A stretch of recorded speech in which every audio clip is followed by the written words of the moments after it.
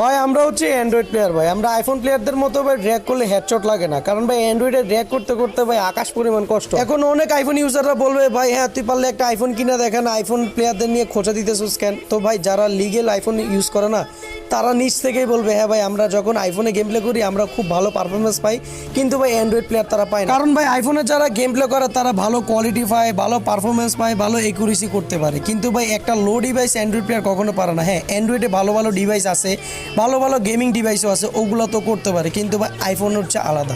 আইফোনে আপনি যখন খেলবেন না কখনো আপনার রিকোয়েল প্রবলেমটা ফিল করবেন না, করবেন মাঝে সময়, কিন্তু ভাই অ্যান্ড্রয়েডে মাঝে সময় আপনার এমন ল্যাগ দিবে আপনি মানে না চাইতেও আপনি মোবাইলটারে একবারে ফেলে দিবেন, না হলে একটা আসার দিবেন।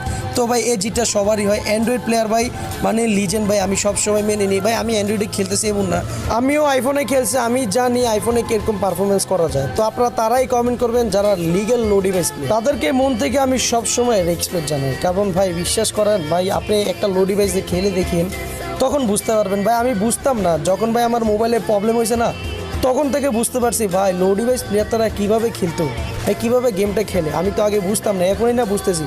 পরিস্থিতির শিকার হলে ভাই সবই বুঝতে পারে, বুঝছেন ভাই। বিশ্বাস করেন ভাই, আমি কখনো কল্পনা করি না আমি এরকম একটা ডিভাইসে খেলবো।